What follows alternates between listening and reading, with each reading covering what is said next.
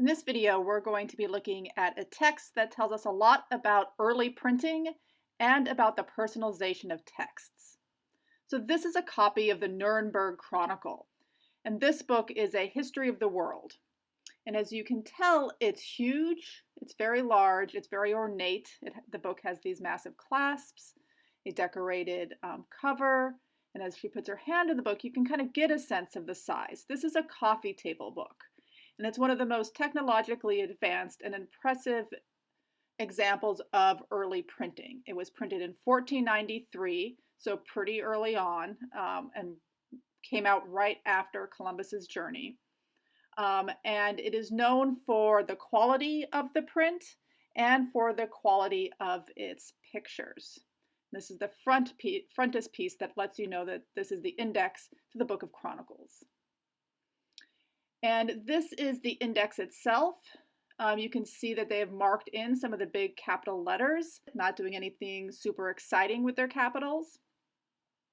But in this book, in this section right here, we can start to see people personalizing the text, right? So they begin to add their own notes.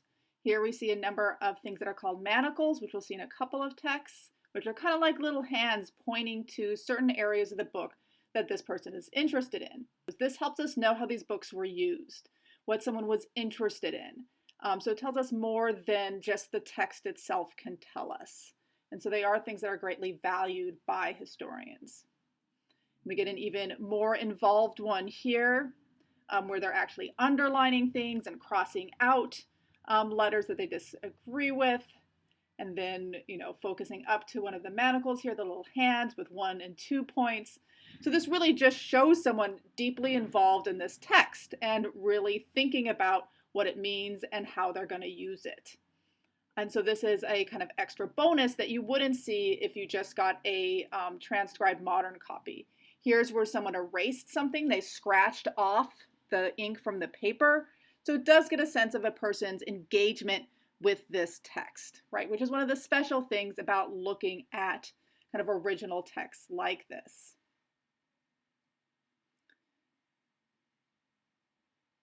We're going to move on to some of the woodcuts here. So this book itself is famous for these woodcuts, right? So woodcuts are the ways you would do illustrations in a book during this period. So you would carve a wood block and use that as a printing mechanism, right? So these are very ornate, and they were made in Nuremberg in a workshop that also employed Albrecht Dürer, so one of the great artists of the time. And these are woodcuts on the creation of the world. So that was the creation of Adam. And now this slightly weird woodcut is also the creation of Eve. But you get a sense of the deep detail, the background, right? It's pretty impressive for an early piece of print. And it also speaks to a world that was still much more visual than one tied to the written word, right? A lot more people could think about a story. This is the expulsion from Eden. Could think about a world through pictures rather than texts, right? And it also tells us why this is such a big book, why it's such an impressive book to have, right? Because it has this mix of texts and illustrations. Here we have the Great Flood and the building of the Ark. I like the way that you have the words kind of interspersed with the Ark itself. You see the dove coming with the olive branch. You see people at work. So a very kind of dynamic piece. You can also see the red initial that they've added, right? So another form of personalization that we'll see in these texts. And so this tells the story of creation. It also tells what they thought were in other areas, in the diverse islands, people who they were known as kind of monstrous folk, right? So these are pictures of the quote unquote monsters that they thought inhabited the parts of the world that they didn't know yet. People with eyes in their chests, people with legs that went the wrong way, right? And these were, I like this one, guy who shades his face with his 1 foot, right? And so these had come down to them through stories over time to give them a way to explain other sorts of people and what to expect in faraway lands. And it does show that they thought the world was inhabited by people who were different from them, and they kind of expected difference, but they're also project negativity with that difference. You do get a sense that you don't want to be these monstrous men. And it's not just this one page. There are multiple pages of this, kind of down this side as well. And, not just men, but also kind of women as well. And so this book does give us a sense of how they thought about religion. It also gives us a sense about how they thought about their world, right? So both the world they know and the world that they don't know, and where their imagination goes with all this. And so these pictures are also tied, with maps of the globe. And you can kind of see here that this map has Africa, but, no America yet. It was made before the discovery of that for the Europeans' knowledge. But it also includes pictures of their known world, right? So this is a picture of Venice. You can see how it's surrounded, by water. You get a sense of why it's going to be an important merchant center. It also has these very detailed pictures of the areas around Venice as well, very detailed rock formations. And so it does give people an image of what their world kind of looks like, and one that, isn't necessarily cartographically correct. Like, you don't want to, navigate Venice with this, but it does give a true sense of that city's dependence on the sea, right, and the focus on boats. Here we have Florence. You get a sense of the city walls, a sense of protection, the river Arno that runs through it, the kind of boats that would move goods around, mostly wool, with this being Florence itself. And so this would have given people at the time kind of a visual for these cities. The interesting thing about these woodcuts, too, is that there are 1,809 of them in the text itself, but there are only 645 wood blocks. So there are some cities in this that just get the same wood block used, so they actually have the same image.